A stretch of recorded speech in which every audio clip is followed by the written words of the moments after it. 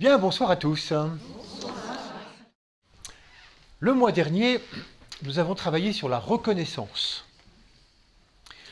Et je ne sais pas si vous avez travaillé ce mois-ci justement sur la reconnaissance de soi, la reconnaissance des autres. Et cette reconnaissance, finalement, elle nous amène à reconnaître des valeurs. Des valeurs en nous, des valeurs dans les autres, des valeurs dans la vie, partout autour. Finalement, la reconnaissance nous amène tout de suite à ce fameux sens des valeurs qui est notre thème aujourd'hui. Une valeur, c'est ce que nous pouvons considérer comme important. C'est vraiment l'importance qu'on donne à quelque chose, et c'est ce qu'on va appeler donc la valeur. On peut voir aussi que ces valeurs, ce sont des éléments très importants sur lesquels nous allons fonder notre vie, d'une manière consciente ou inconsciente.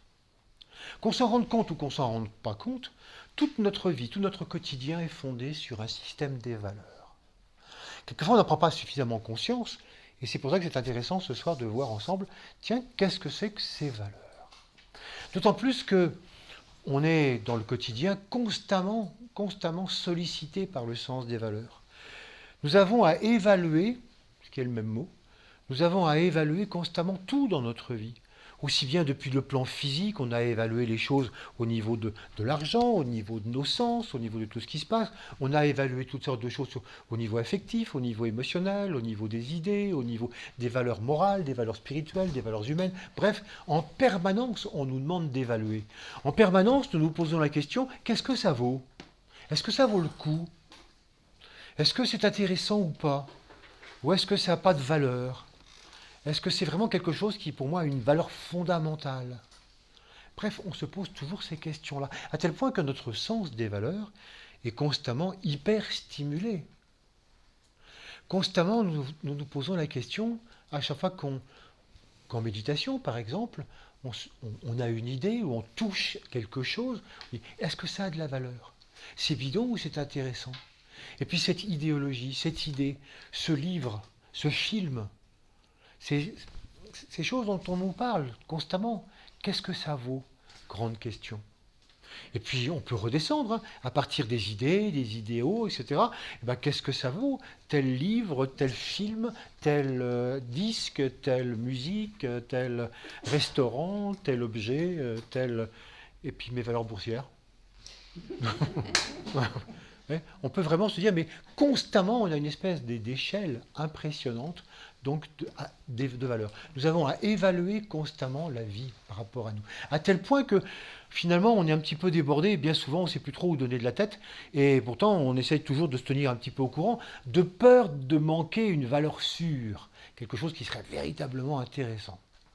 En fait, ce qu'on peut percevoir, c'est combien dans notre vie, ça évolue, les valeurs, combien ça change assez régulièrement, et que toute notre histoire de l'évolution est complètement en rapport avec l'évolution de nos valeurs.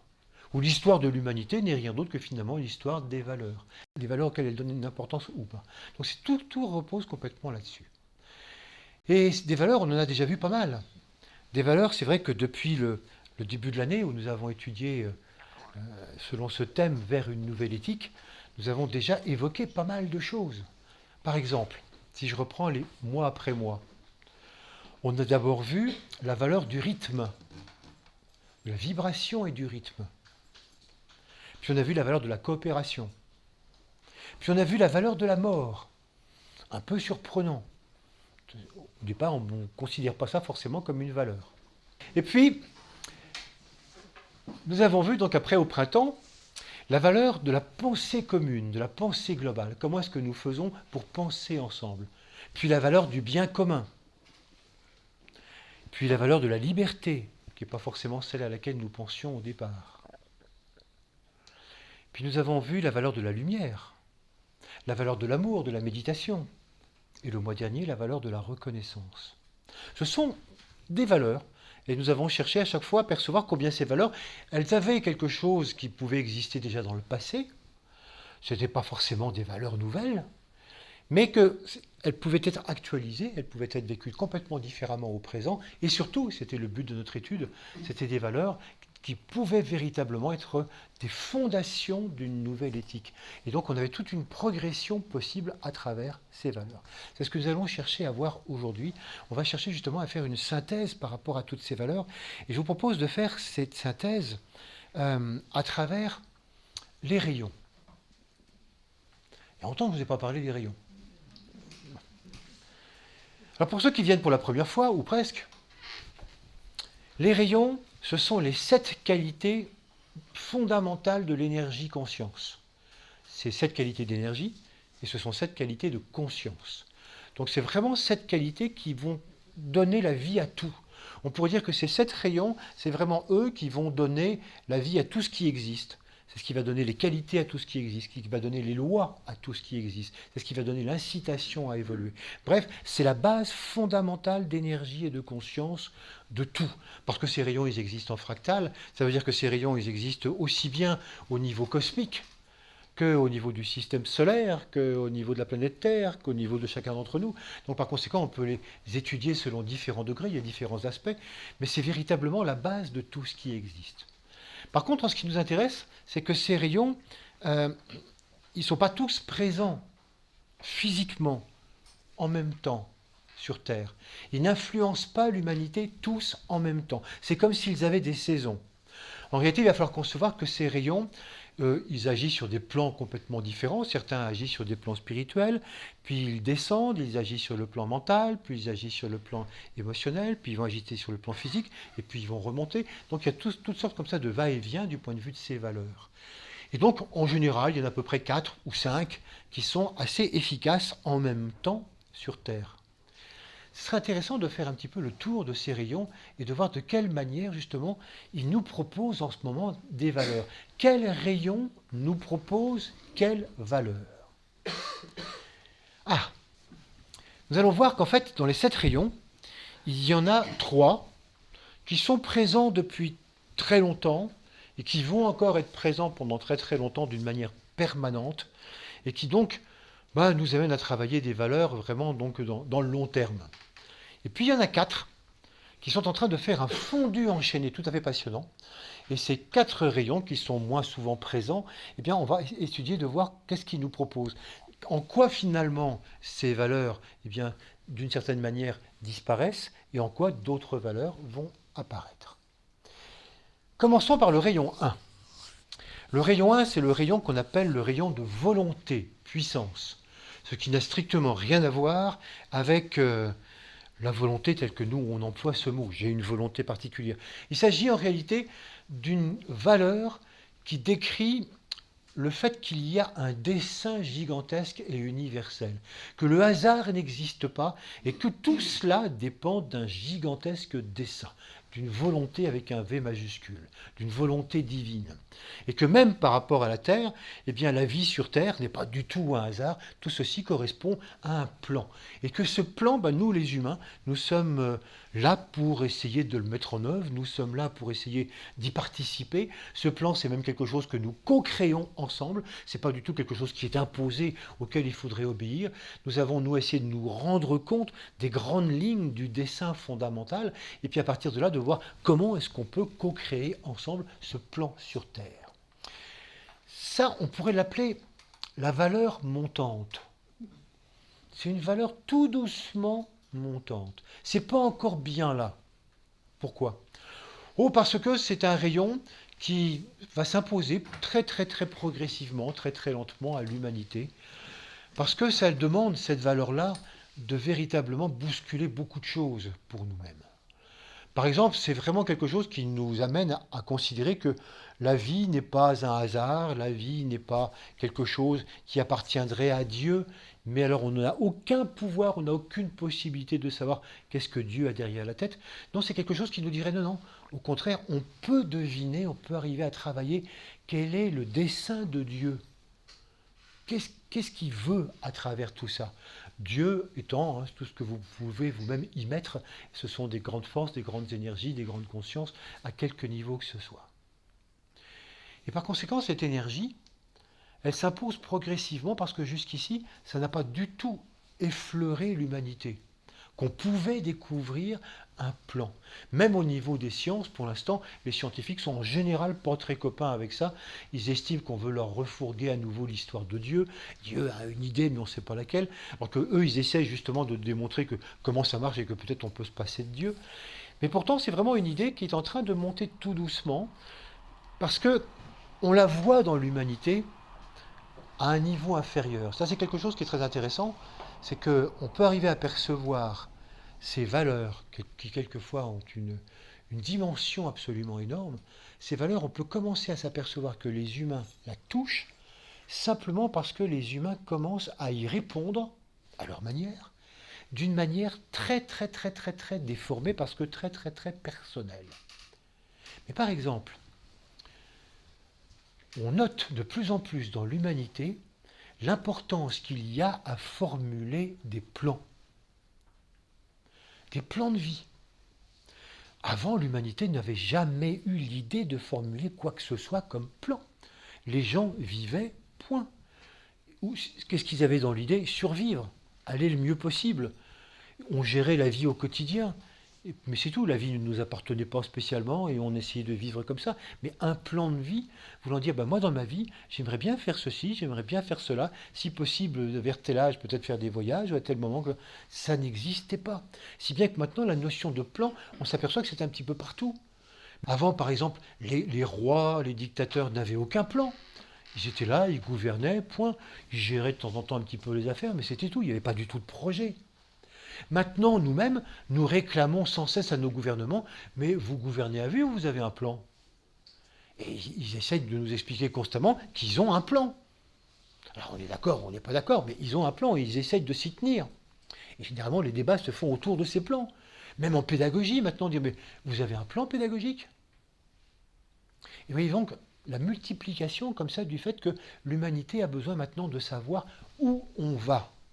Où elle va. Et comment dans sa propre vie, l'humain cherche de plus en plus à planifier. Ça, c'est simplement, vous voyez, la réponse minime à cette gigantesque énergie de rayon 1, à cette énergie qui fait qu'à un moment donné, plus ça va aller, plus on va s'intéresser au fait qu'il y a véritablement un plan et que progressivement l'humanité va passer de sa volonté de planifier sa propre vie à la capacité de répondre au plan d'ensemble.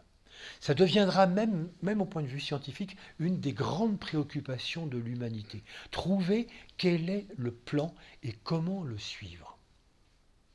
Voilà. Ça, si on veut participer dans l'avenir, vous voyez, à une nouvelle éthique, cette idée de plan, elle monte tout doucement en puissance, mais elle aura une grande importance. Deuxième valeur fondamentale, la valeur du rayon 2. Le rayon d'amour-sagesse. Bon, là aussi, ce n'est pas la peine d'insister très longtemps. La valeur d'amour-sagesse, c'est vraiment la valeur fondamentale de tout ce système, de toute cette qualité, et même de ce fameux plan dont je viens de vous parler. C'est la qualité essentielle de toute chose. Et on pourrait dire que finalement, même l'amour est véritablement la valeur universellement reconnue. Si on interrogeait n'importe qui sur Terre, on dirait quelle est la valeur fondamentale, je crois que tout le monde, absolument tout le monde, serait d'accord sur l'amour, alors que les autres valeurs, certainement, seraient extrêmement discutées. Naturellement, l'amour, comme vous le savez, parce que j'en parle tout le temps, il ne s'agit pas du tout du sentiment d'amour, il s'agit de l'unité fondamentale de tout. Et à ce niveau-là, il n'y a pas le moindre sentiment. Mais là encore, et c'est là qu'on retrouve la pédagogie, ce qui est intéressant, c'est que nous, pour l'instant, on est incapable de vivre l'amour en tant qu'unité fondamentale. Quand on nous dit, mais l'amour, c'est la raison pure, c'est pas quelque chose qui est facilement compréhensible pour nous. C'est la raison pure. Déjà, qu'est-ce que c'est que la raison pure? Et l'amour, pour nous, ça quand même reste un sentiment. Vous voyez, même quelquefois, quand on essaie d'imaginer un amour gigantesque, on parle d'amour inconditionnel, on parle d'un amour fabuleux qui aimerait tout, mais on sent très bien que rien que dans la façon de le dire ou de le ressentir, il y a encore un peu de sentiment, il y a un peu de vibration, ça fait encore des choses. Non, le véritable amour, il est totalement froid, il n'a strictement rien à voir avec un sentiment. Le sentiment, c'est la façon dont nous, à notre niveau, comme pour la volonté, à notre niveau, notre petit niveau, comment nous allons progressivement apprendre à vivre l'amour. Au lieu de vivre l'amour de tout, l'unité de tout, nous allons commencer par, par moi. Je commence par moi, et donc je commence par m'aimer. Et donc nous passons beaucoup de temps à apprendre à nous aimer, et puis après on sait fou ce que l'on s'aime, à tel point que souvent quand on dit mais si tu devais recommencer, eh ben je crois que je recommencerai pareil, c'est très très bien. Et donc je m'aime. Et puis après j'apprends à aimer l'autre, les autres. Souvent c'est une projection simplement de moi-même, c'est comme voilà. Mais j'apprends progressivement à agrandir, à grandir, à grandir. Et progressivement c'est vrai que cet amour il s'accroît. Ça devient un sentiment qui était tellement personnel au début, à un sentiment qui est moins personnel, puis à quelque chose qui devient impersonnel. On commence à considérer l'ensemble, on considère la planète, la globalité, et progressivement on touche à cette fameuse valeur d'unité, cette fameuse valeur d'amour. C'est là où on voit quelque chose aussi d'intéressant, comme je vous le disais tout à l'heure en introduction, des valeurs qui peuvent paraître vraiment pas nouvelles, l'amour, bah c'est à la fois une valeur extraordinairement ancienne, la façon dont on l'a vécu d'une manière très sentimentale et personnelle, c'est encore très très actuel et très vécu encore de cette manière-là. Et puis c'est la valeur d'avenir fondamentale. Quand est-ce que toute l'humanité vivra vraiment l'unité égale raison pure dans quelques milliers ou dans quelques millions d'années? Donc on voit à quel point c'est aussi une valeur d'avenir dans sa progression. Troisième qualité, le rayon 3, le rayon d'intelligence créatrice. Lui, il est là aussi depuis très longtemps, il est là depuis le XVe siècle. Donc il nous accompagne depuis un bon bout de temps, et puis il va encore être là pendant quelques milliers d'années. Et donc, ce rayon 3, sa valeur fondamentale, je dis valeur fondamentale parce que j'ai oublié de vous préciser tout à l'heure que je ne vais pas vous indiquer toutes les valeurs de tous les rayons, on y passerait la nuit, donc on va éviter, mais simplement quelques valeurs fondamentales de ces rayons.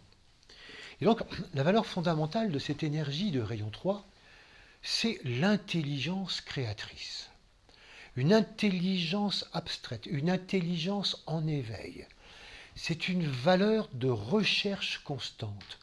La valeur du rayon 3, c'est la recherche constante de l'inédit, de ce qui n'est pas encore pensé, de ce qui n'a pas été trouvé, de ce qui n'a pas été encore imaginé. C'est véritablement quelque chose qui est en recherche de pointe en permanence. Et ceci dans tous les domaines. Naturellement, c'est une valeur qui est extraordinairement active dans le domaine des sciences de pointe, mais dans le domaine de la philosophie, dans le domaine artistique. Ce sont vraiment donc à chaque fois les personnes qui travaillent sur ce type de valeurs sont constamment en train de rechercher plus loin. Qu'est-ce qui n'a pas encore été fait? Qu'est-ce qui n'a pas encore été dit? C'est la sensibilité aux idées nouvelles, sur lesquelles on va pouvoir développer une certaine créativité. Donc vous voyez ces deux aspects. D'abord, sensibilité à une idée, et finalement, sur quoi va pouvoir déboucher cette idée nouvelle. Par conséquent, cette valeur du rayon 3, c'est vraiment grâce à elle, on pourrait dire qu'on ne tourne pas en rond dans notre société, qu'on avance et qu'on avance et qu'on avance extrêmement vite, parce qu'il y a toujours des gens qui travaillent sur cette valeur et qui cherchent sans arrêt des choses nouvelles. Naturellement, là aussi, comme pour la volonté, comme pour l'amour, tout le monde ne travaille pas pour l'instant cette valeur du point de vue de la physique de pointe, de la philosophie ou des arts. Nous travaillons, nous aussi, cette valeur au quotidien, et nous la travaillons même très bien parce que vous allez voir à quel point on pourrait donner un nom à cette valeur du rayon 3, c'est la valeur fondatrice de notre civilisation moderne. Normal. On voit très bien combien notre civilisation moderne est en pointe, combien elle développe sans arrêt des idées nouvelles, combien justement, avant que ce rayon 3 ne soit autant perceptible, c'est vrai que les choses étaient beaucoup plus calmes. Question progrès. Alors que maintenant, on dit, mais ça ne s'arrête jamais, et ça va de plus en plus vite. Et on peut dire qu'effectivement, cette valeur-là, nous allons la vivre nous aussi dans notre quotidien, avec une sensibilité pour tout ce que nous ne savons pas encore, toutes ces idées nouvelles, tout ce que nous pourrions créer, tout ce que nous pourrions imaginer, tout ce que nous pourrions percevoir de nouveau. Et donc ça donne une espèce de fièvre mentale constante, une fièvre qui fait qu'on va rechercher sans arrêt qu'est-ce que l'on pourrait faire. Dans tous les domaines. Par exemple, c'est exactement cette valeur-là qui va dominer le monde constant des inventions, le monde créatif. Des gens vont sans arrêt chercher qu'est-ce que je pourrais inventer, que je pourrais lancer, un super produit nouveau, que je pourrais lancer avec une bonne campagne de pub, et puis on en vendrait bien, plein, et puis on ferait de l'argent, et ce serait une bonne idée. On va toujours être à la recherche de la bonne idée, du bon coup, du bon truc comme ça qui vont faire que ah, ça y est, j'ai trouvé. Et ça marche tout le temps, et ça marche sans arrêt. On n'arrête pas finalement d'avoir toutes ces idées constamment. Voilà pourquoi c'est la valeur qui sous-tend le monde financier, le monde des banques, le monde du business, le monde des affaires. Ça n'arrête pas. Ils se cassent la tête en permanence pour trouver quel est le bon truc, la bonne affaire, la bonne idée, le bon produit financier, la belle arnaque qui pourrait me rapporter un maximum de fric. C'est en permanence. Mais il n'y a pas que dans ce monde-là, hein. C'est aussi partout. C'est dans le monde de la pédagogie, comment est-ce qu'on pourrait enseigner les choses différemment, dans le monde de la thérapie, comment est-ce qu'on pourrait là aussi peut-être soigner différemment, comment est-ce qu'on pourrait initier les choses différemment. Sans arrêt, on essaye finalement de percevoir des choses nouvelles. Et du coup, à tel point que on est souvent débordé. Si on va sur Internet et qu'on voit tout ce qui sort en permanence, nouvelles méthodes, nouveaux systèmes, nouvelles propositions, nouvelles inventions, on dit mais c'est pas possible. On ne peut pas arriver à tout comprendre, à tout évaluer. Est-ce qu'il y a des choses là-dedans qui ont vraiment de la valeur? Donc sans arrêt, on se demande, et ça a de la valeur, ça a une valeur thérapeutique? Et ça a une valeur initiatique? Et ça a une valeur éducative? Et ça a une valeur pour mon bonheur? Et ça a une valeur pour faire progresser la planète? Oui, mais il faudrait prendre le temps de l'étudier, il faudrait prendre le temps de l'essayer, il faudrait prendre... Bah oui, l'évaluation, ça prend tout ce temps-là, toute cette énergie. Et on se dit, mais moi je ne pourrais pas y arriver. C'est pas possible de pouvoir tout évaluer, de réussir finalement à tout comprendre de cette manière-là. Et donc très rapidement, on se rend compte que ça ne va pas être possible. On ne va pas y arriver, que notre sens des valeurs, il est complètement mis à mal, parce que si on doit pouvoir tout le temps tout essayer et tout rechercher, mais c'est affolant, parce que c'est tous les jours qu'il y a quelque chose de nouveau. Donc il y a une dispersion extraordinaire, un gâchis d'énergie. En fait, on va s'apercevoir que le rayon 3, avec sa valeur inventive, c'est une valeur qui produit une infinité de choses, tout le temps, dont on voudrait nous faire croire qu'elles ont de la valeur, dont on voudrait nous faire croire qu'elles sont porteuses de valeur. Mais la plupart du temps, non, ou elles n'ont pas plus de valeur que certaines choses anciennes. Mais pour la valeur du numéro 3, même une chose ancienne, mais dite différemment, renouvelée, c'est quelque chose qui a plus de valeur que la chose ancienne. Donc il y a une espèce de course constante comme ça à la nouveauté, et que quelquefois on se dit, mais est-ce que ça s'arrête? Et comment on peut s'y retrouver dans tout ça? Alors, c'est là où on va s'apercevoir que notre rayon 3, avec sa valeur de création permanente, de recherche permanente, il nous pose vraiment le problème de toutes ces choses qui sont importantes dans notre vie. Si bien qu'à un moment donné, on va saturer. Parce que, comment est-ce que je vais y arriver? Il y a plein de choses qui ont de la valeur dans ma vie. Ma famille, ça a de la valeur. Donc ça, c'est une valeur importante. Et puis mon travail, c'est aussi une valeur, puis ça me permet aussi quand même de faire vivre ma famille. Et puis mes amis. Et puis j'ai des loisirs qui sont importants. Puis je fais un petit peu de sport parce qu'il faut aussi se maintenir physiquement, c'est important. Puis j'aime bien les voyages. Puis j'aime bien aller sur Internet, ça me permet aussi de me rendre compte de ce qui se passe. Et puis il faut se tenir au courant. Puis depuis peu, je me suis mis un petit peu à la méditation. Bon, ça fait beaucoup, j'ai pas beaucoup de temps, donc ça c'est un peu un clignotant, la méditation c'est une fois de temps en temps, mais bon, quand même il faudrait que je m'y mette un petit peu plus.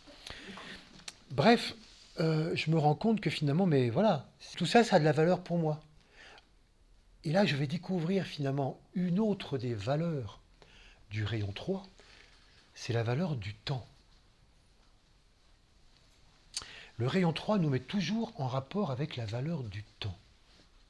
De même qu'il nous met en rapport avec la valeur de l'énergie. Et qui nous met complètement en rapport avec les valeurs de l'argent. énergie, l'argent, le temps. Comme on va le voir, ce sont aussi tes trois valeurs complètement en rapport avec cette énergie de rayon 3. Je vais vous montrer pourquoi. On peut le voir combien dans notre société, le temps et la vitesse sont devenus des obsessions. On veut toujours aller plus vite. Pourquoi aller plus vite? Mais parce qu'on manque de temps. Comment veux-tu que dans des journées, je réussisse à faire tenir toutes mes valeurs? On a tous pensé à un moment donné, ou on le pense tous encore, qu'il nous faudrait des journées de 48 heures pour pouvoir y arriver. Des semaines de 10 jours. Il faudrait vraiment, parce qu'on ne peut pas tout faire. C'est pas possible. C'est problématique ce rayon 3. Alors le rayon 3 qui est quand même non seulement un poseur de problèmes, mais qui est aussi un poseur avant tout de solutions, nous dit, bah écoutez, c'est bien d'avoir toutes ces valeurs. Mais la seule solution, il n'y en a pas d'autre, c'est de justement faire une échelle de valeurs. Il faut que tu trouves une hiérarchie de valeurs. Tu ne peux pas tout faire. Ah ben oui, mais moi je ne peux pas. Non, parce que pour moi c'est important dans ma vie. Hein. Si j'ai pas ma famille, mon boulot, mes loisirs, mes copains, mon sport, mes vacances, ma méditation, comme ça, je ne peux pas y arriver. Pour moi, tout a de la valeur. C'est ça qui est important. Je ne peux pas lâcher quelque chose. Eh oui, c'est bien là le problème. C'est que finalement, nous sommes tous confrontés à cela. L'énergie du rayon 3, vous voyez la valeur du rayon 3, elle nous pose tous le sens, le problème même du sens des valeurs. Quel est notre sens des valeurs? Ce qui est intéressant, c'est que le rayon 3, il nous sature de valeurs, pour mieux nous dire lesquelles sont importantes. Si tu continues, tu peux doubler la mise. Si tu vas regarder sur Internet, si tu te renseignes, il y a tellement de choses qui sont aussi de valeur. Vas-y, continue, disperse-toi. Et tu vas faire comment? Il est grand temps que tu te rendes compte et que tu fasses une hiérarchie des valeurs. Mais comment faire? Oh, c'est très très simple. C'est très très simple. Vous voyez, le symbole, c'est ma main. Ça veut dire que c'est ma main, tant que je considère que j'ai une valeur, là, comme ceci, mon boulot, ma famille, mes loisirs, la lecture, mes voyages, etc. Je vais choisir, tout ça c'est vraiment important. Et que par conséquent, mes journées sont extrêmement dispersées parce que puis je suis jamais satisfait parce que j'arrive jamais à tout faire. On va me dire, c'est très très simple. C'est un mouvement automatique, c'est un mouvement super. Il suffit de redresser la main. Et là, tu as ton échelle de valeur. Et maintenant, tu vas pouvoir dire, voilà ma valeur numéro 1, quelle est ma valeur numéro 2, ma valeur numéro 3, 4 et 5. Et je vais donc donner la priorité à ma première valeur. S'il va me rester un petit peu de temps, je prendrai la deuxième. S'il me reste du temps, je prendrai la troisième, etc., etc. Et ainsi de suite. Mais ne jamais commencer par l'inverse. Ne jamais commencer par ce qui ne me paraît pas de valeur. Toujours commencer par cette base-là. Mais alors, ça nous pose les questions, mais qu'est-ce qui est vraiment de valeur pour moi? Et c'est vrai que quand on nous pose la question comme ça, alors, quelle est ton échelle de valeur? Moi, mon échelle de valeur, eh bien écoute, la valeur numéro 1, c'est l'unité. Vraiment vivre dans l'unité de tout. Ta valeur numéro 2. Ma valeur numéro 2, c'est d'être vraiment en tant qu'âme au service de l'humanité. Et ta valeur numéro 3, ma valeur numéro 3, c'est les justes relations entre tous les hommes, vraiment les justes relations à tous les niveaux, entre l'âme et la personnalité et tous les êtres vivants sur Terre. Voilà, ce sont mes 3 valeurs. Intéressant. Oh non, mais ça fait bien sur votre carte de visite. Patrice, unité, serviteur du monde, juste relation. Tout à l'heure, je vous disais, les valeurs, c'est ce sur quoi nous fondons notre quotidien. Et pour ça, il y a justement le rayon 3 nous propose 3 systèmes d'évaluation absolument extraordinaires que sont justement le temps, l'argent et l'énergie, qui sont 3 équivalents. Ce sont 3 synonymes. C'est ou l'un ou l'autre. Par exemple, alors comme ça tu nous dis que tes valeurs, c'est l'unité, le service et les justes relations. Oui. Eh bien, Quel temps tu y consacres par jour? Qu'est-ce que tu fais tous les jours pour consacrer du temps à ces trois valeurs? Euh, Pas tous les jours, pas tous les jours. C'est vrai que j'ai pas beaucoup de temps, donc beaucoup occupé. Donc, bon, bah, quelle est ta valeur première? Ah bah, ma valeur première, moi, c'est ce qui me prend le plus de temps, c'est le boulot. Ah, donc c'est ta valeur première. Ah non, non, c'est pas ma valeur première. Non, non, mais il faut bien bosser pour avoir de l'argent.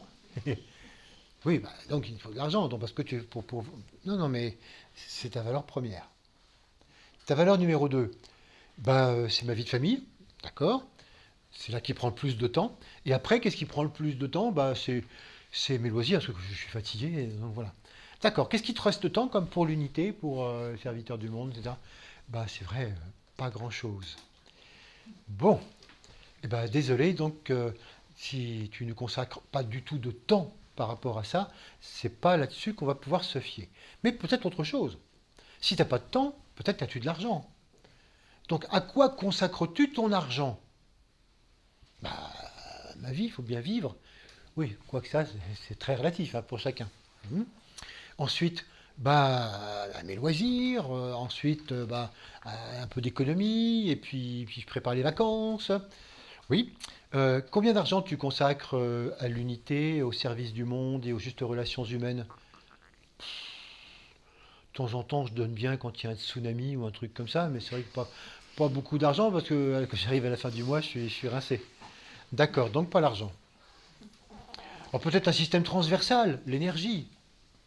Est-ce qu'effectivement, tu développes une énergie mentale, d'idées, à travers toutes tes activités, à travers tout ton temps, etc.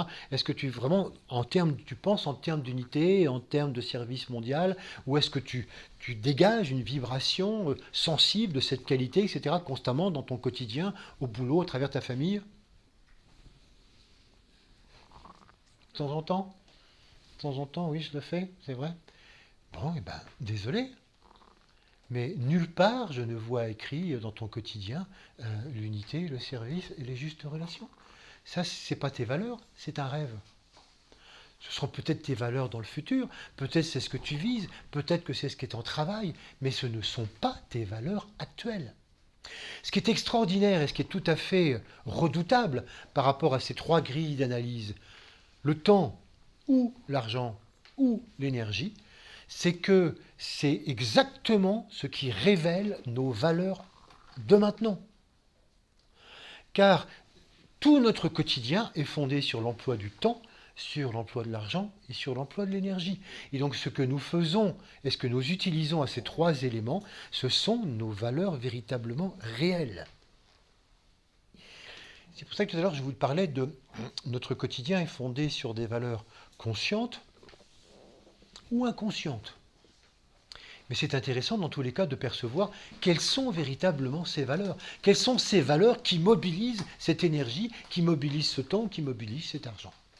Et ça, on ne peut pas tricher là-dessus. Autant on peut se mentir à soi-même sur l'importance de telle ou telle valeur, mais si je n'y consacre pas véritablement de temps, d'argent ou d'énergie, eh ben, je me mens à moi-même. Ce ne sont pas mes valeurs. Je rêve que ce soit un jour mes valeurs, mais pour l'instant, ce n'est pas vraiment là-dessus que ma vie se fonde. C'est là où on voit à quel point aussi on peut continuer donc de travailler par rapport à ces valeurs. Qu'est-ce qui sont véritablement mes valeurs? Voilà. C'est là où je peux commencer à les mettre en œuvre de plus en plus. Naturellement, l'énergie du rayon 3, avec sa valeur, va nous dire, mais on n'en reste pas là. Hein. Quelle que soit la façon dont nous avons nos propres valeurs, c'est intéressant de voir combien ce sens des valeurs, nous avons à le rechercher, combien nous avons à le travailler, combien nous avons véritablement à l'améliorer. Mais ce qu'il nous faut progressivement, grâce à tout ça, c'est nous rendre compte combien nous utilisons pour l'instant souvent la valeur du rayon 3, simplement pour organiser intelligemment notre vie. Mais ce qu'on nous demande, c'est de dire, mais est-ce qu'on ne peut pas organiser un peu notre vie un peu plus intelligemment? La grande question qu'on a tous à se poser par rapport à ça, c'est qu'est-ce qu'il est vraiment intelligent de faire dans cette vie, avec un I majuscule? Est-ce qu'il ne serait pas de plus en plus intelligent de penser la vie en termes d'ensemble, en termes d'humanité, en termes de groupe, plutôt que de constamment la penser simplement en termes d'intelligence personnelle, simplement en termes de moi, ma vie? Et c'est à cela que nous incitent justement les valeurs du rayon 3. Cherchons à la penser de plus en plus d'une manière globale, de plus abstraite, de plus en plus subtile, de manière à ce qu'effectivement la vie puisse changer sur Terre.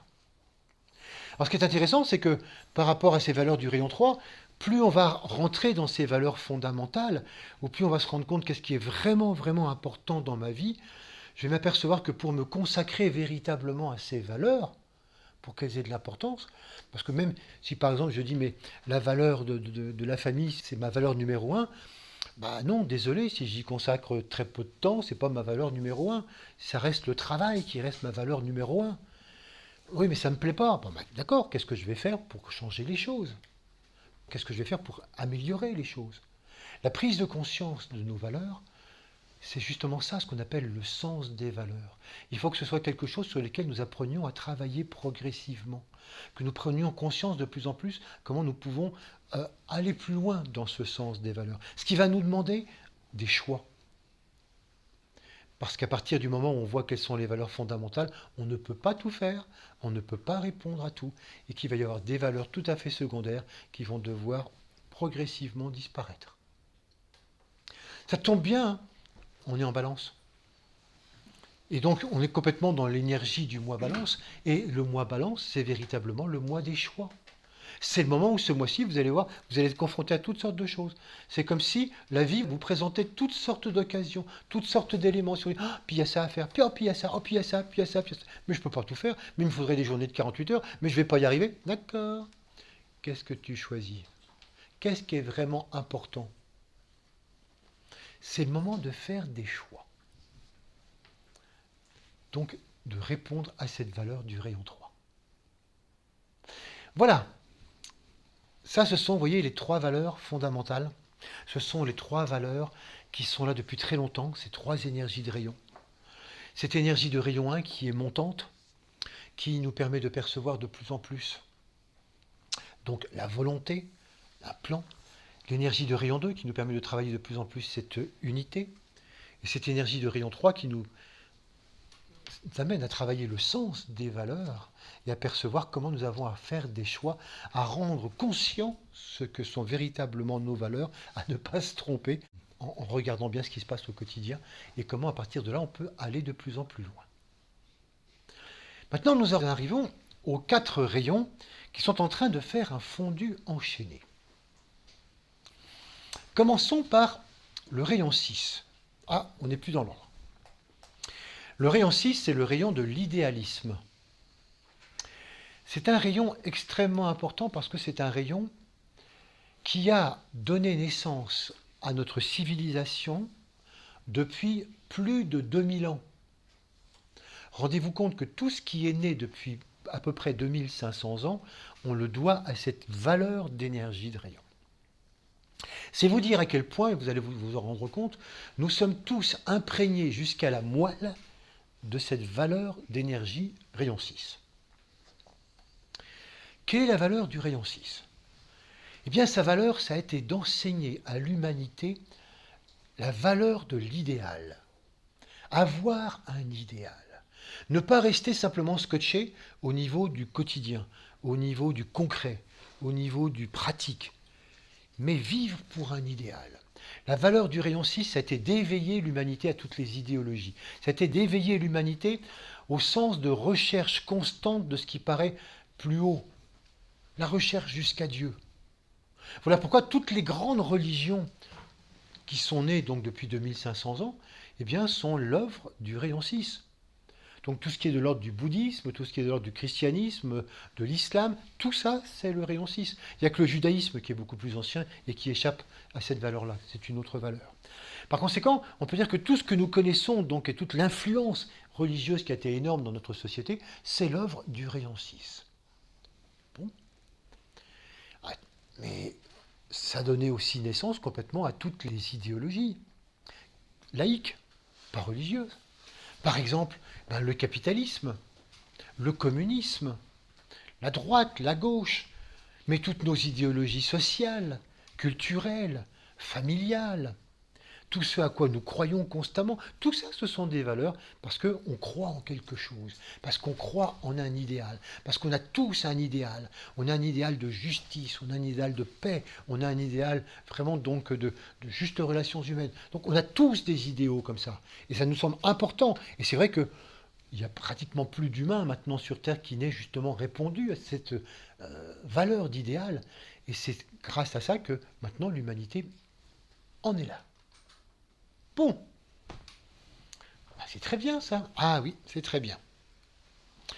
On pourrait même ajouter quelque chose, un peu comme le rayon 2, c'est que le rayon 6 a également développé l'idéal de soi-même. C'est un rayon qui a extraordinairement centré l'individu sur lui-même, l'importance de moi. Moi, ma vie, mon œuvre, les miens, mon boulot, ce que je pense, ce que je fais, ce que je dis, il n'y a rien de plus important. Donc vous voyez, d'où le je m'aime du rayon 2. C'est vraiment hyper centré sur le moi. Mais à tel point que cette centration qui donne une grande puissance de rassemblement, qui fait que des gens qui pouvaient être un petit peu éparpillés, physiques, émotionnels, mental, ça a permis de se centrer au niveau du plexus solaire, dire moi, être centré. Bon, c'est très très bien. Ce qui est intéressant, c'est que ça a exactement fait la même chose sur les nations. Les pays qui étaient complètement divisés en différentes peuplades, en différentes régions, etc., se sont regroupés progressivement en nations. C'est-à-dire que bien que tant quelquefois de langues différentes, d'appartenances régionales différentes, à un moment donné, on s'est senti se regrouper autour d'un idéal, d'un drapeau, d'une patrie. C'est ce qu'on appelle le nationalisme. Le nationalisme, eh bien, c'est cette valeur de rayon 6 qui a finalement amené les gens à se regrouper progressivement autour d'une nation, se reconnaître comme appartenant à cette nation. C'est ce qui a donné naissance au patriotisme. Vous voyez donc l'extraordinaire importance de cette valeur qui finalement pourrait dire a donné de la valeur à tout ce en quoi nous croyons. Toutes nos croyances sont complètement interpénétrées de cette valeur-là. Alors ce qui peut se passer maintenant, c'est de se dire que cette énergie, cette valeur, elle est en train de se retirer depuis quelques dizaines de centaines d'années. Cette énergie de rayon, elle est en train de se retirer progressivement à l'arrière-plan. Si bien que, comme cette valeur, ça n'est pas plus du tout sa saison, elle se retire maintenant qu'elle a complètement réalisé sa mission, l'humanité étant justement comme ça dans cet idéal, eh bien, que vont devenir tous ces idéaux auxquels elle a donné naissance? Ils vont tous disparaître. Tout ce en quoi nous croyons, vous pouvez l'oublier, ça n'est plus valable. Mais ça servait à quoi? À nous donner le sens de l'idéal. Nous l'avons. Mais avec ce sens de l'idéal, il va peut-être falloir en trouver d'autres. Certainement pas ceux dont s'est servi le rayon 6 pour nous donner ce sens de l'idéal. Qu'est-ce que ça veut dire? Ah ben ça veut dire que toutes les religions qui ont été créées par le rayon 6 vont disparaître. Et qu'elles sont effectivement totalement en déclin. Qu'il s'agisse du christianisme, qu'il s'agisse du bouddhisme, qu'il s'agisse de l'islam, tous ces aspects-là vont progressivement reculer, disparaître. On pourrait dire, dis donc, c'est pas du tout ce qui est en train de se passer. Quand on voit ce qui se passe du point de vue de l'islam, non, justement. Est-ce que vous imaginez que ces religions qui se sont créées ainsi et qui existent depuis des milliers d'années, est-ce que vous imaginez qu'elles vont dire, il paraît que le rayon 6 se retire, alors c'est fini pour nous.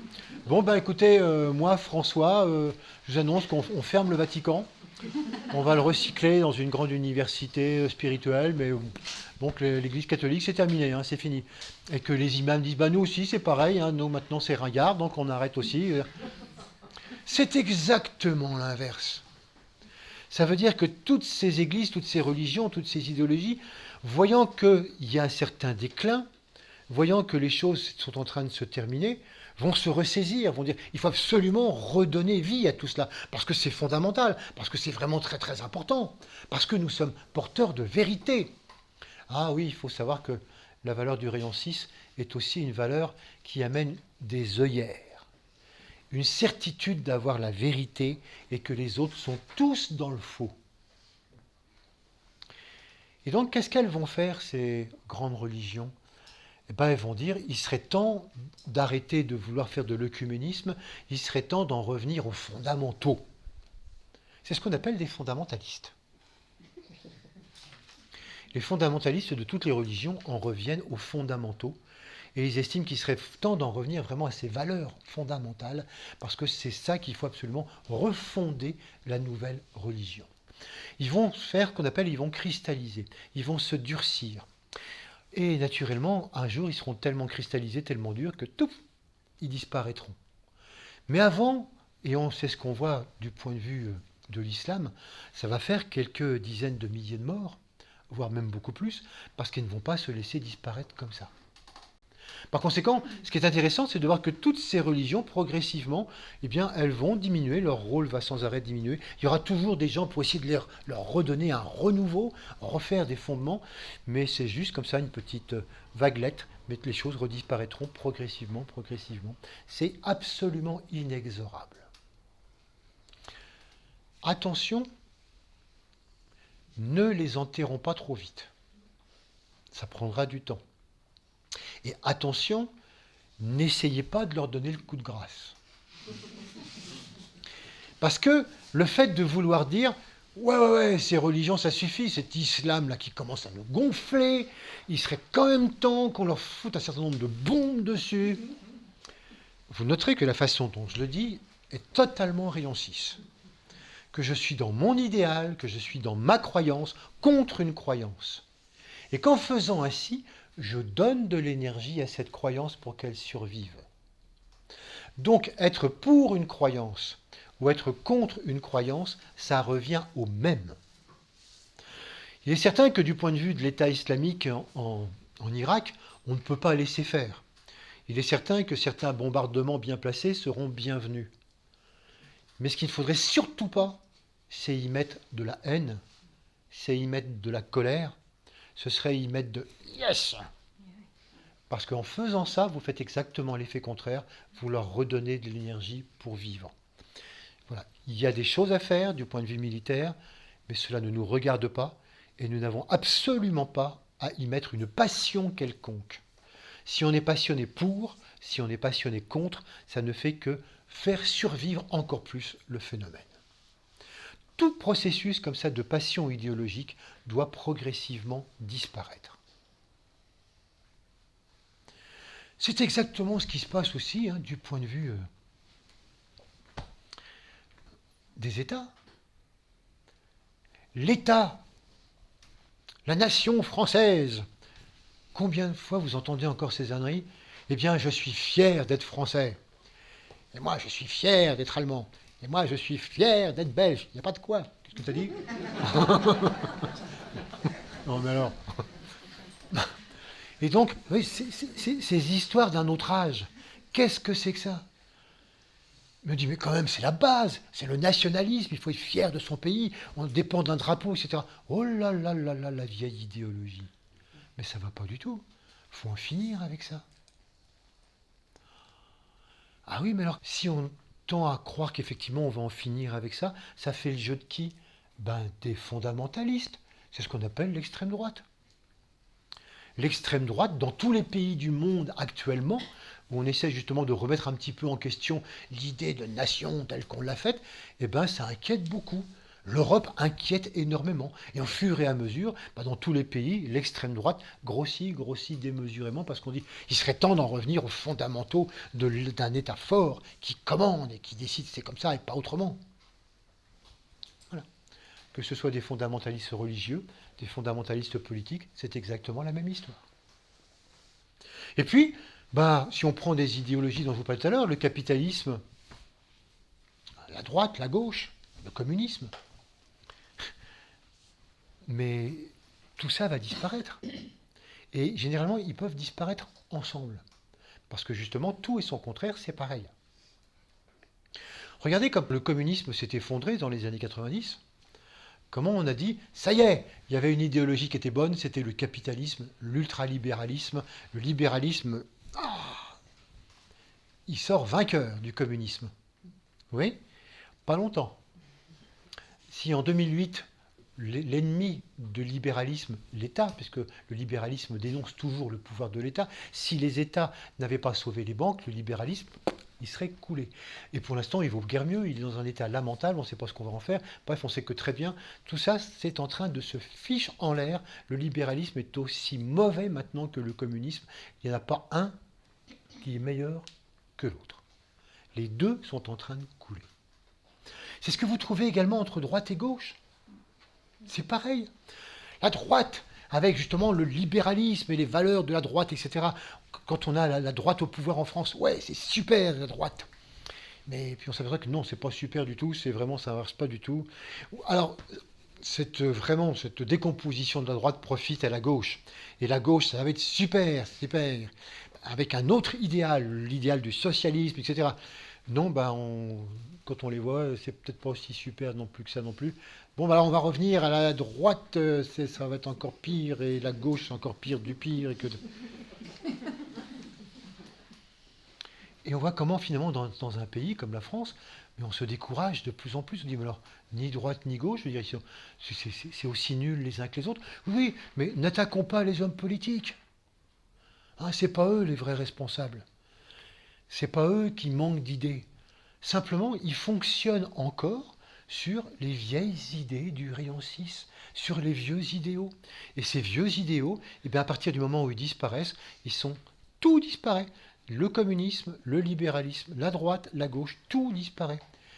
Et si on s'imagine que dire, oui, mais moi, Marine, extrême droite, non, non, non plus, non, non, ça, voilà, c'est encore aussi une tentative. On dit alors, le centre, dirait Monsieur Bayrou. Non, pas le centre non plus, parce que c'est juste un intermédiaire entre l'un et l'autre. Non, il va falloir inventer autre chose. Tout ça, c'est fini. Et quand on réalise ça, on dit, mais on assiste à une société, mais en complète autodestruction.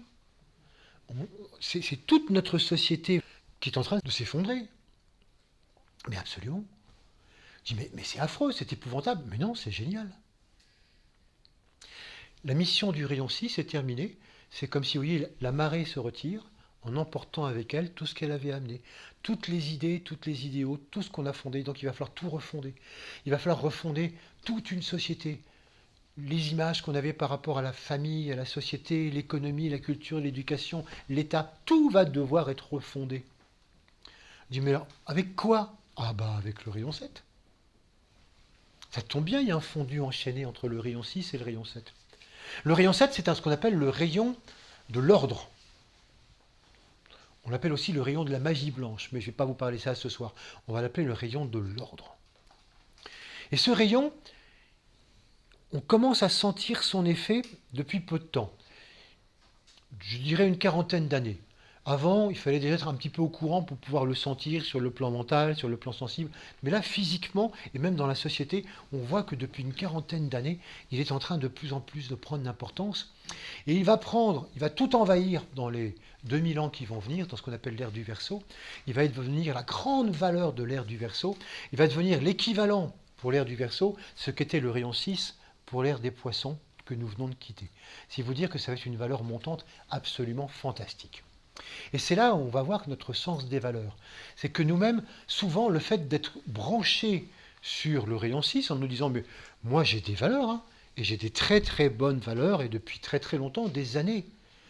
On va voir combien ça va nous demander de progressivement abandonner ces valeurs.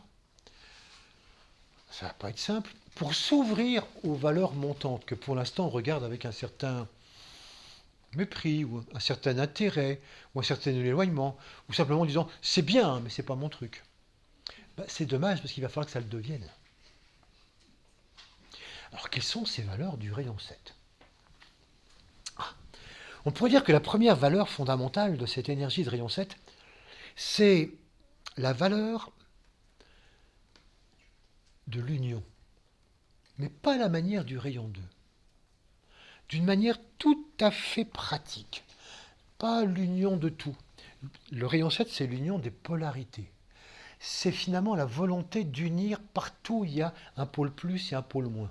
Par exemple, c'est le rayon de la sexualité. La sexualité était fondamentalement un processus rayon 7. Unir homme-femme, unir les polarités, ça c'est systématiquement ce processus. Mais unir toutes les personnes sans aucun a priori. Pas les homosexuels quand même. Ah mais si, mais pourquoi pas? Oh bah non, mais moi j'ai des principes. Ouh, rayon 6. Des vieux trucs religieux. Mais s'ils s'aiment, bah oui, mais quand même. Bon, d'accord, alors mariage pour tous. Mais quand même pas des enfants. Pourquoi pas? Faut réinventer le couple. Oh ben non, mais depuis des années, on a des principes que quand même, un couple, c'est un homme et une femme. Ouh, vieux principe, rayon 6. Non, mais on va quand même pas remettre en question tout. Mais si, mais si. Mais non, mais non. Non, ça se dégrade quand même. Hein. Mais alors, l'Europe, c'est rayon 7? Ah mais oui. Ah mais l'Europe, réunir les pays entre eux comme ça et faire fusionner, c'est un processus remarquablement rayon 7. Ben alors si c'est une valeur nouvelle, pourquoi ça marche pas? Mais ça marche pas parce que tous les fonctionnements européens sont complètement basés sur des fonctionnements rayon 6, sur des idéologies rayon 6, sur des nationalismes rayon 6. Pourquoi l'Europe d'abord? Bon, il va s'agir d'unir tous les pays du monde. Mais pourquoi l'Europe? Eh bien, parce que les pays d'Europe ont une histoire en commun depuis très longtemps, nous avons une culture en commun, nous avons ceci en commun. Oui, sauf que certainement parmi vous, hein, tout Européen que vous êtes, il y en a certainement parmi vous qui ont beaucoup plus de feeling, par exemple, par rapport, je ne sais pas moi, au Vietnam ou l'Algérie ou les États-Unis, que par rapport à la Pologne, la Hongrie ou la Roumanie. Pourquoi pas? Par conséquent, pourquoi est-ce que cette histoire de culture, bah, c'est historique, c'est comme ça. Donc on a fait l'Europe là-dessus. Et puis on a fait l'Europe à partir justement des nations. Et pourquoi à partir des nations? Pourquoi pas à partir des régions? Et pourquoi pas finalement? Il faut inventer complètement autre chose. Donc on voit bien comment l'Europe va peut-être pouvoir fonctionner, ou plutôt le principe de fusion va pouvoir fonctionner tout à fait différemment. Peut-être que finalement, bah, la France se trouvera beaucoup mieux avec certains pays méditerranéens, avec d'autres, etc. Il faut complètement réinventer ces principes de fusion. Puis ils sont peut-être complètement artificiels et dépendants finalement des vieux systèmes nationalistes. Il faut réinventer ça. Alors on pourrait dire, oui, mais dis donc, est-ce que c'est pas un peu des rêveurs comme ça, les rayons 7, de vouloir tout unir? Ah, c'est vrai qu'on pourrait le croire parce que la deuxième valeur du rayon 7, eh ben, c'est la valeur du groupe.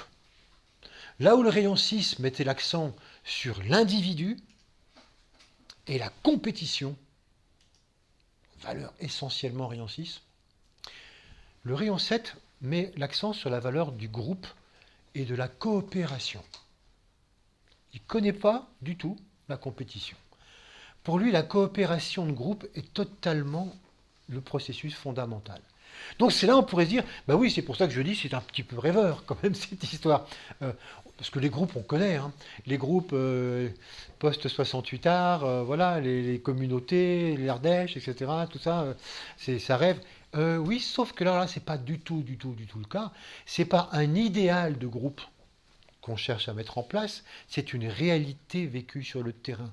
En plus, ce ne sont pas des gens style je rêve, on en revient aux choses très très simples. Ce sont des gens qui s'appuient sur les dernières découvertes scientifiques, technologiques, et qui savent que finalement de nouvelles choses sont complètement possibles en s'appuyant sur la technologie de pointe. Parce que justement maintenant, parce qu'on a Internet, parce qu'on a des téléphones, parce qu'on a tous ces systèmes, parce qu'on a tous ces réseaux sociaux, et bien maintenant, grâce à ça, on a véritablement la capacité d'entrer en communication avec tout le monde. On a véritablement la capacité de créer des rapports, de créer des réseaux, de se faire aider les uns les autres. On a complètement la capacité finalement d'arriver maintenant à pouvoir communiquer et à pouvoir créer des groupes, pas du tout physiques, mais au-delà des conventions habituelles. Par conséquent, ce qui va se passer avec le rayon 7, c'est de dire, mais il nous faut absolument complètement changer la vie. Il faut qu'on réussisse finalement à ce que tout soit véritablement uni. Il faut qu'on réunisse à la fois les gens, qu'on se regroupe, qu'on réalise que c'est ensemble qu'on est les plus forts. Et puis il faut qu'on réunisse également ce qui a toujours été séparé par le rayon 6, à savoir le monde de l'âme et le monde de la forme. Le monde de l'esprit et de la matière, pour le rayon 7, c'est le même monde. Alors pour un rayon 6, c'est un peu scandaleux. C'est quand même pas le même monde. Tu vas quand même pas confondre l'esprit et la matière. Non, je ne les confonds pas, mais c'est quand même la même chose. Il faut traiter des deux en même temps. En même temps, ben oui, on peut distinguer, mais c'est la même chose, la même réalité. Il faut tenir compte des deux. Unir le haut et le bas. Du coup, ça va se traduire comment sur le terrain? Ben, ça va se traduire tout simplement parce que ces rayons 7, ces gens qui vont travailler sur ces valeurs-là, ils se rendent compte que la valeur fondamentale du 6, qui est que les choses viennent d'en haut, d'une hiérarchie gouvernementale ou d'une hiérarchie de ceci ou de cela, vont dire, mais ça suffit, hein, mais on en a marre, nous, de dépendre de grandes centrales de ceci, de grandes centrales de cela, de grandes décisions. Attends, combien de temps on va attendre pour la énième réforme possible fiscale en France, la grande réforme qu'on nous promet au niveau de l'éducation, la grande réforme qu'on nous propose pour ceci, comme cela. Et comme d'habitude, ces réformes, elles sont pensées par des grosses têtes tout en haut, et puis on les transmet comme ça, puis ça redescend progressivement jusqu'à nous. Et quand ça arrive en bas, ah bah mince, c'est pas du tout adapté au terrain. Renvoyer les... Bon, on va renvoyer. Et donc ça remonte, ça remonte, ça remonte, ça remonte. Et là on dit, bon ben, on va vous penser autre chose, il y a des modifications. Ça c'est le système rayon 6. Le système rayon 7, c'est de dire, bon bah ok, maintenant nous on se débrouille. On a la technologie, on a les moyens, on a les réseaux, on a tout ce qu'il nous faut maintenant pour apprendre à se débrouiller par nous-mêmes. Et donc le monde, on ne va pas attendre qu'on nous le remodèle d'en haut, on ne va pas attendre que tel ou tel homme politique génial ou que telle ou telle personne ou tel gouvernement nous dise maintenant c'est comme ça. Maintenant nous on se prend en main en tant que communauté et le monde, que ça leur plaise ou pas, on le réinvente. Et on voit bien combien on en est au b.a.-ba, hein.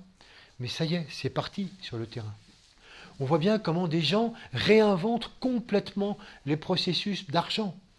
On invente d'autres monnaies, on invente des systèmes d'échange local, on invente des systèmes complètement qui échappent au système traditionnel. Même maintenant, la propriété pour le rayon 7, je dis mais ça n'a aucun intérêt la propriété, c'est encore un système individuel.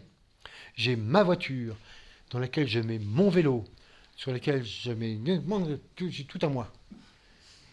Du point de vue du rayon 7, il dit en attendant, on est une communauté et on n'a pas tous besoin du vélo en même temps ou de la valeur en même temps. Donc on va arrêter d'acheter des vélos individuels, on va arrêter d'acheter des voitures individuelles, on va organiser des réseaux de prêt, des réseaux de location, des réseaux d'échange. La propriété individuelle, c'est totalement dépassé. C'est ancienne manière. Et donc maintenant, comment est-ce qu'on va se débrouiller pour gérer ça tous ensemble? Et donc, c'est tellement plus rentable, c'est tellement plus intelligent. Seulement, on s'aperçoit que c'est en train de tout remettre en question. C'est comme s'il y avait une espèce de gangrène. Pour l'instant, les gens voient ça un petit peu de haut, les grands responsables, mais c'est en train de gangréner tout le bas. On voit comment des gens réinventent l'éducation. On arrête d'envoyer les enfants à l'école. On finit par fonctionner autrement. On réinvente des thérapies, on réinvente des soins, on ne va plus dépendre maintenant de la sécurité sociale ou des choses comme ça.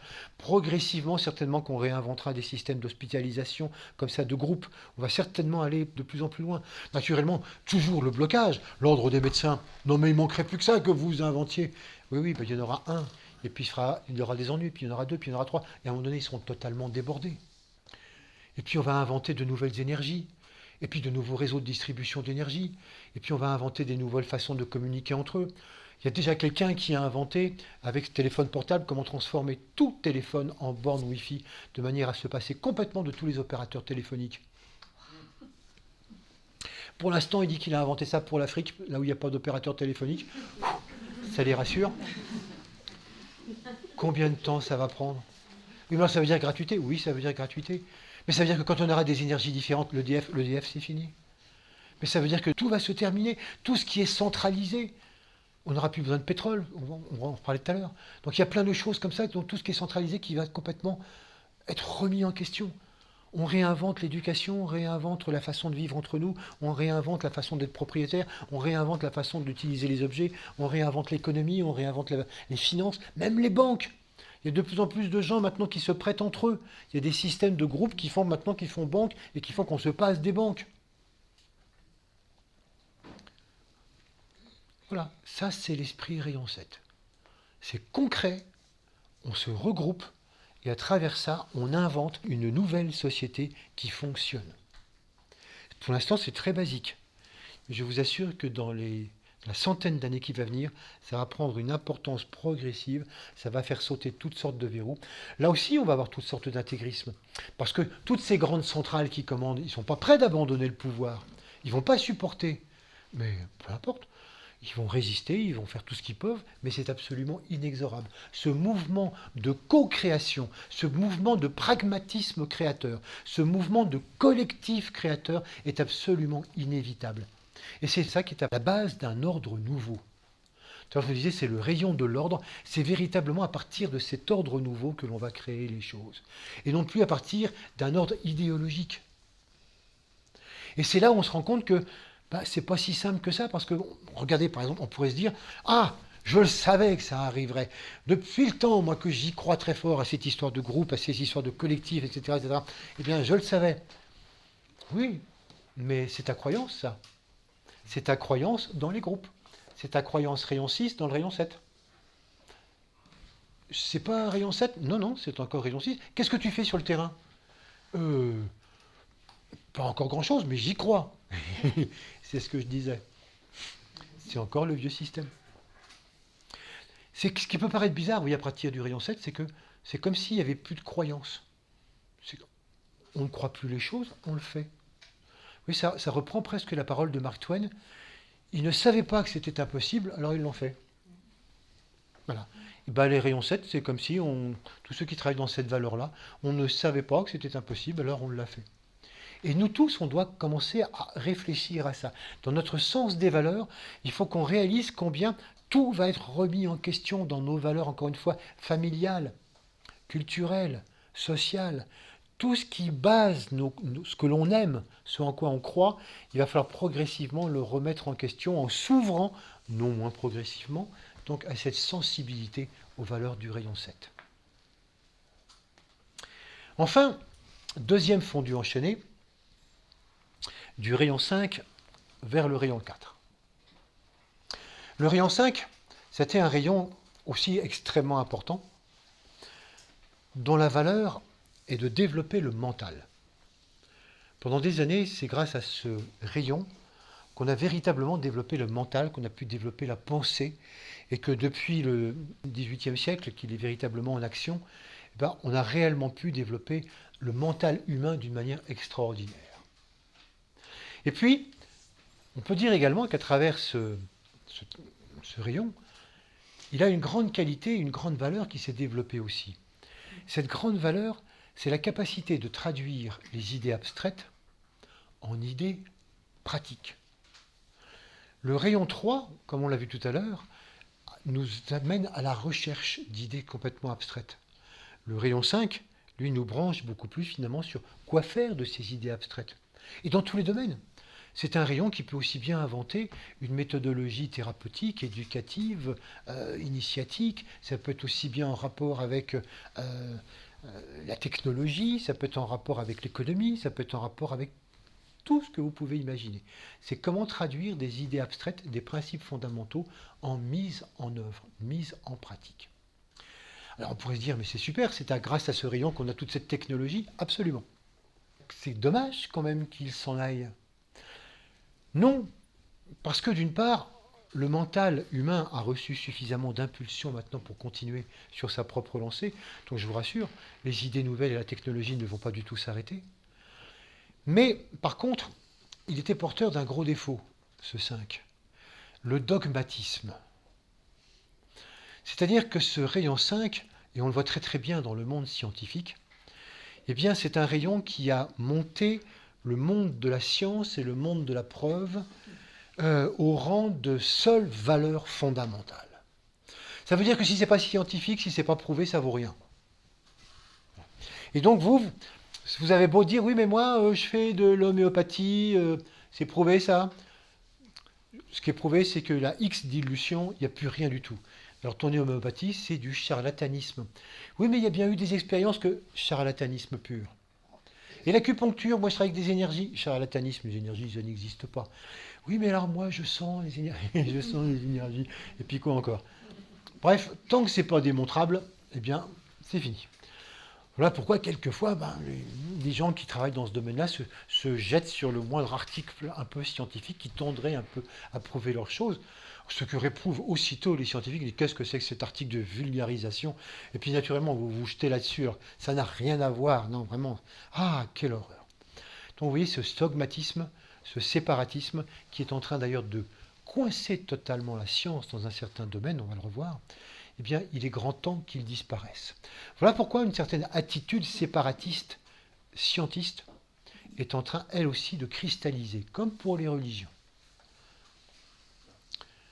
Par quoi c'est en train d'être remplacé? C'est en train d'être remplacé par le rayon 4, qu'on appelle le rayon de l'harmonie.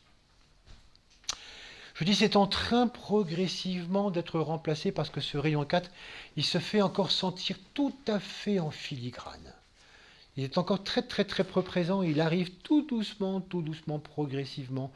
On dit qu'à partir de 2025, on devrait commencer bien à le sentir. Bon. Mais pourtant, c'est quelque chose qui est déjà là, mais c'est vrai que ça ne touche absolument pas pour l'instant l'ensemble de l'humanité. Par contre, avec le rayon 7, ça va être une des valeurs fondamentales vers une nouvelle éthique. C'est vraiment quelque chose qui va totalement révolutionner l'histoire de l'humanité. Qu'est-ce que c'est que ce rayon d'harmonie qui arrive? Eh bien, ce rayon d'harmonie, pour ceux d'entre vous, je crois que vous êtes beaucoup, très nombreux, pour ne pas dire tous, à connaître un petit peu les rayons. Quand on sait que c'est le rayon de l'harmonie, que c'est le rayon de la beauté, que c'est le rayon de l'art, on aurait tendance à se dire « Ah, bah ça va nous changer quand même du scientisme, du rayon 5, etc. On va rentrer dans la beauté, on va rentrer dans quelque chose d'intéressant. » Et quelquefois, c'est vrai que, là aussi, ceux qui sont très de type mental craignent qu'on en revienne à quelque chose d'un petit peu folklorique, un peu poétique, style la Belle Verte. Oui, mais on est dans l'harmonie, c'est le principal. Je vous rassure, rien de tout ça. Le rayon 4 est le rayon des mathématiques supérieures. Donc de ce point de vue, il n'est pas question d'être dans le folklore. Parce qu'il s'agit de l'harmonie fondamentale, qui n'a rien à voir avec l'harmonie que nous pratiquons au quotidien. Pour nous, les choses harmonieuses, ou être harmonieux, c'est surtout s'écraser. Les gens d'entre nous qui pratiquons déjà la valeur du rayon 4, la valeur harmonieuse, c'est savoir se taire. C'est savoir avoir la paix. C'est savoir se dire, mais moi, de toute façon, je ne veux pas d'histoire. Et à chaque fois que je sens que ça va monter, etc., oh là là là là, je ne dis plus rien, je m'écrase, je ne change rien à mes idées, je me dis en moi-même, pense ce que tu veux, je m'en fous, moi aussi, mais au moins, il n'y a pas d'histoire, comme ça, on se calme, et voilà, on a la paix. Et si tout le monde était comme ça, je crois qu'on aurait une humanité vraiment dans la paix, l'harmonie et la beauté.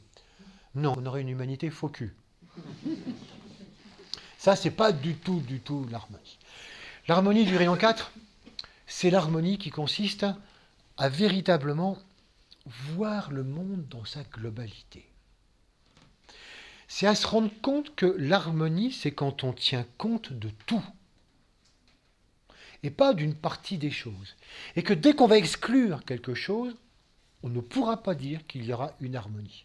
Si j'exclus quelqu'un, si j'exclus un point de vue, si j'exclus quoi que ce soit, si j'exclus un règne de la nature dans une action quelconque, il ne peut en aucun cas y avoir de l'harmonie.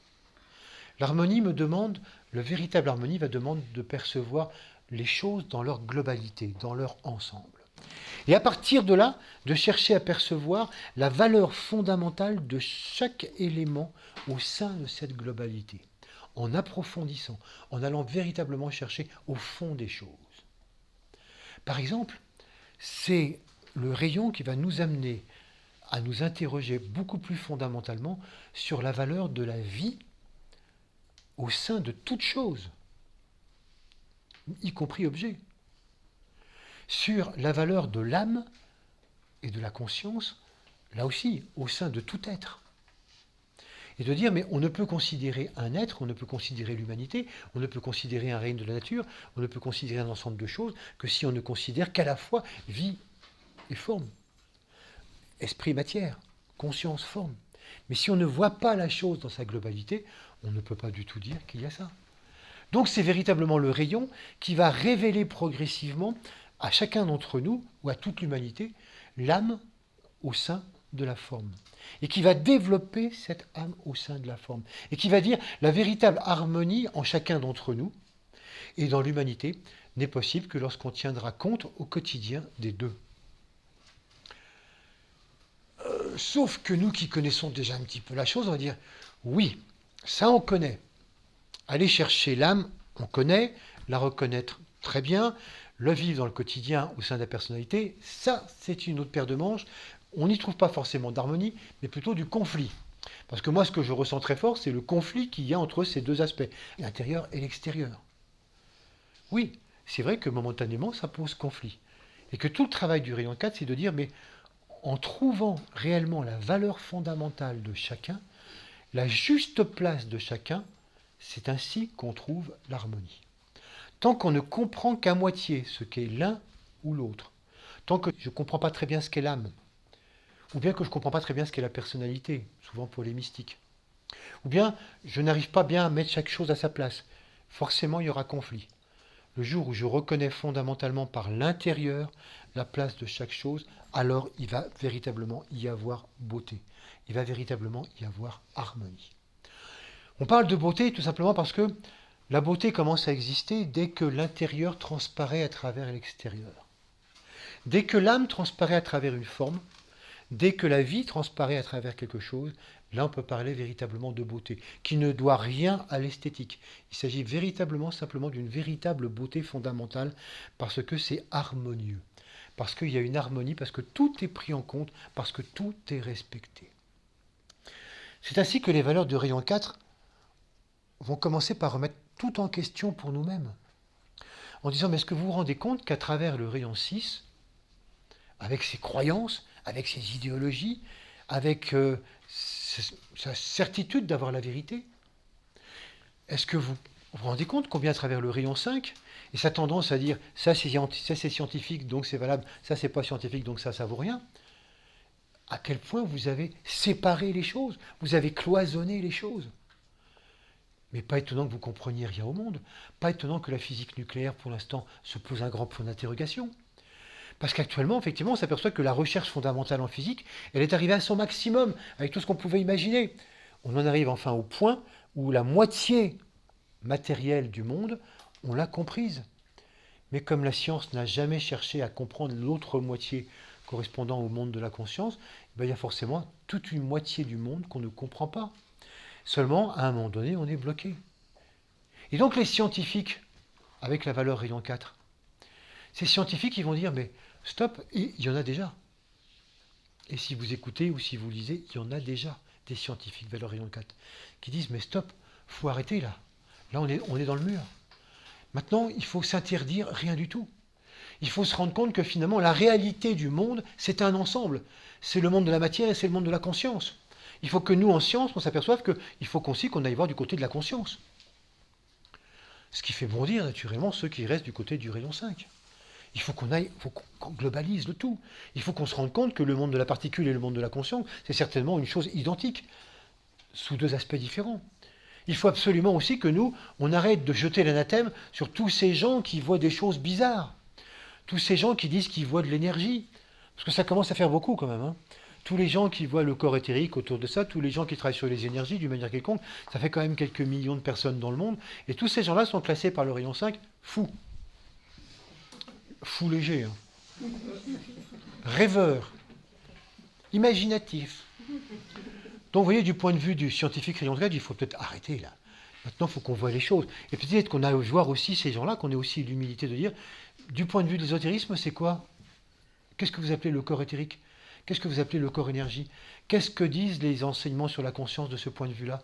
Vous qui êtes un sage, comment est-ce que vous voyez ça? Comment est-ce que vous le vivez de l'intérieur? Qu'est-ce que vous pensez de la lumière? Quels sont les enseignements fondamentaux sur la lumière et sur l'amour? Il faudrait peut-être que nous, on arrête d'être donc cloisonnés dans notre tableau Excel et qu'on s'ouvre, on ouvre complètement et qu'on aille voir, mais voilà, le monde dans sa globalité. Et là, le champ de la science, mais il va bondir en avant comme jamais. Il va falloir aussi qu'on réinvente tout. Qu'est-ce que c'est que cette économie qui ne tient compte que des lois du marché? Une économie inhumaine, une économie qui ne prend pas en compte la vie de l'humanité, qui ne prend en compte que ses besoins. Mais c'est forcément tout faux. Cette économie, mais si elle se casse la figure, mais c'est normal, elle ne prend en compte qu'une toute petite partie. C'est un gigantesque système fondé sur une toute partie de l'humain. Ce serait quoi une économie fondée sur le sens de l'humain global? Et puis, pas sur les pays riches, sur l'humanité globalement. Ce serait quoi une économie qui tiendrait compte des animaux, des végétaux, des minéraux, de la nécessité pour s'en nourrir, mais comment les respecter?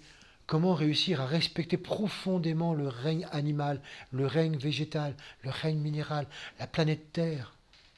On ne trouvera pas de solution si on ne prend pas tout dans sa globalité. Voilà, vous voyez, la science rayon 4.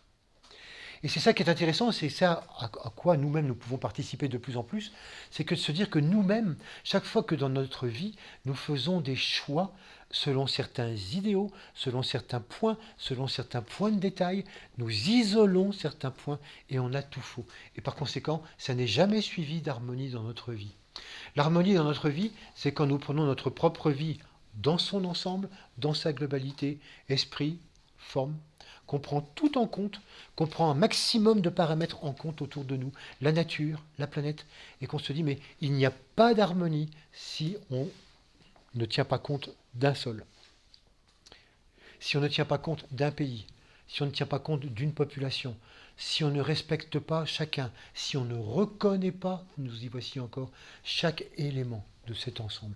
Eh bien, si on n'y a pas cette reconnaissance, si on laisse de côté, si on fait simplement pour la majorité, ou pour les plus riches, ou pour ceux qui gagnent le plus, il n'y aura jamais d'harmonie. On n'avancera pas. Ce nouveau système des valeurs, c'est se persuader de ça. Et comment, dans notre propre vie, nous pouvons de plus en plus devenir sensibles à cela. Partout où les choses nous semblent simples, des vérités évidentes, partout on dit, bah oui, le problème de l'économie, c'est le problème de l'économie. Pas du tout. Le problème de l'économie, c'est le problème de l'humain. C'est le problème de la planète. Il faut le considérer à ce niveau-là. Le problème de l'éducation, c'est simplement enseigner la lecture. Non, non. Le problème de l'éducation, c'est comment amener des gens à devenir des humains. Vous voyez comment, à chaque fois, revoir tout problème dans son ensemble et chercher à voir les éléments de ces ensembles de manière à pouvoir les amener. Alors, il y aura une grande révolution à partir de ce processus de rayon 4, c'est que la valeur essentielle du quatrième rayon, c'est ce qu'on appelle le quatrième éther. Le quatrième éther, c'est comme ça souvent qu'on appelle le corps éthérique. Je vous en parle tout le temps. Et ce corps éthérique, vous savez, c'est simplement le nôtre en tout cas, c'est une petite partie du corps d'énergie de la planète qui n'est qu'une petite partie du corps d'énergie de la vie, du cosmos. Et que cette énergie fondamentale, c'est l'énergie du futur. C'est l'énergie à travers laquelle chacun d'entre nous, nous allons pouvoir nous brancher. Cette énergie que les scientifiques essayent de cerner depuis longtemps maintenant, parce qu'ils savent qu'elle est là. Mais comme ils n'arrivent pas à l'étudier sous les aspects habituels, elle leur échappe. Du coup, ils en doutent. Ils n'arrivent pas à mettre une étiquette. Alors imaginons des scientifiques qui prendraient la chose autrement. Et qui diraient, eh ben, d'accord, on ne sait pas ce que c'est, mais on va étudier ses effets. Ouvrons-nous et voyons qu'est-ce qu'on pourrait faire avec ça et comment on pourrait la capter. Vous savez que il y a un gag, hein, c'est que si actuellement l'aspirine, l'acide acétylsalicylique, devait demander son autorisation de mise sur le marché en tant que médicament, il ne l'obtiendrait pas. Parce que scientifiquement, on ne comprend pas tout exactement comment ça marche. Heureusement que certaines choses ont échappé à la science quand même. Ben, vous voyez, il serait temps que par rapport à ça, ça échappe aussi. c'est que finalement aussi une ouverture scientifique disent mais voilà ce monde de l'énergie, certainement qu'on peut y arriver. Il y en a qui disent que Nikola Tesla, cet inventeur génial, a exactement fait ça. Il n'a jamais su mettre en équation qu'est-ce que c'était cette énergie, mais il a su construire des capteurs qui branchaient tout comme ça dans la Terre et qui éclairaient sans fil, sans rien, en captant simplement l'énergie de l'air. Il serait grand temps qu'on s'ouvre et qu'on ait aussi des systèmes de recherche totalement différents. C'est pour, à mon avis, 10-15 ans, grand maximum. Et quand on va commencer à découvrir ce processus d'énergie, ça va aller très très vite. Ça va aller très très vite parce qu'on va s'apercevoir que cette énergie, elle est partout, que tout le monde peut la capter. Ça veut dire que de mes petites communautés du rayon 7 dont je vous parlais tout à l'heure, eh bien, le branchement à l'EDF, c'est terminé.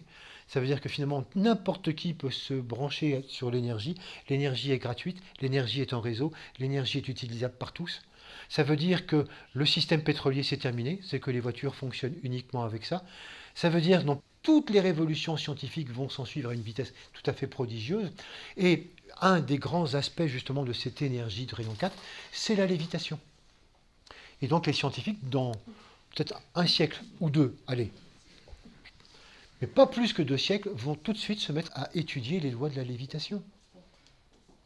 Ça veut dire que dans 2 siècles, il n'y a plus de voitures, il n'y a plus de trains, il n'y a plus d'avions, ces gros trucs pollueurs, il n'y a plus que des bateaux de plaisance.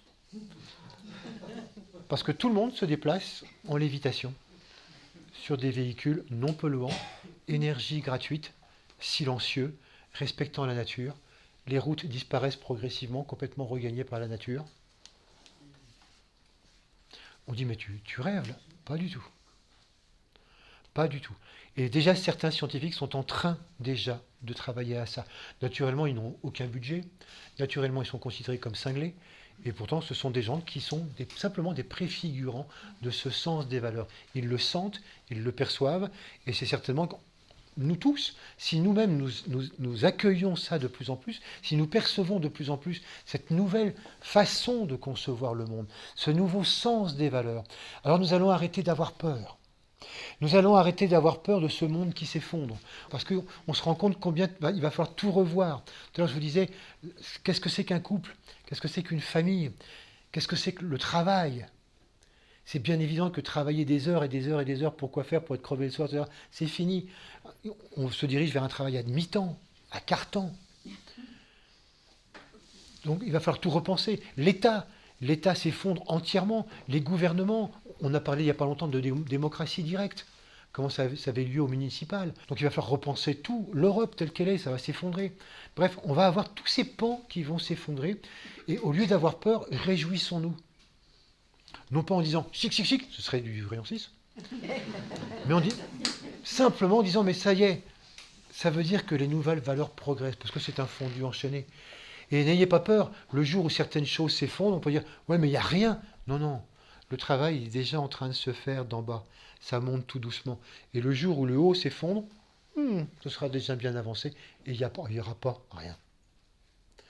Donc c'est certain que, vous voyez, c'est ça qui pour nous est important. C'est d'arriver à se déconnecter progressivement sans avoir peur de toutes nos anciennes valeurs, toutes nos anciennes croyances, et se rendre de plus en plus sensible à cette nouvelle valeur du rayon 7, très pragmatique, du rayon 4, beaucoup plus en vie intérieure, mais les deux étant remarquablement complémentaires. Et tout ceci nous aidant, eh bien, à développer de plus en plus notre vrai sens des valeurs et des idées géniales du rayon 3, l'amour du rayon 2 et le sens de la direction du rayon 1. Eh bien, je vous propose de méditer là-dessus.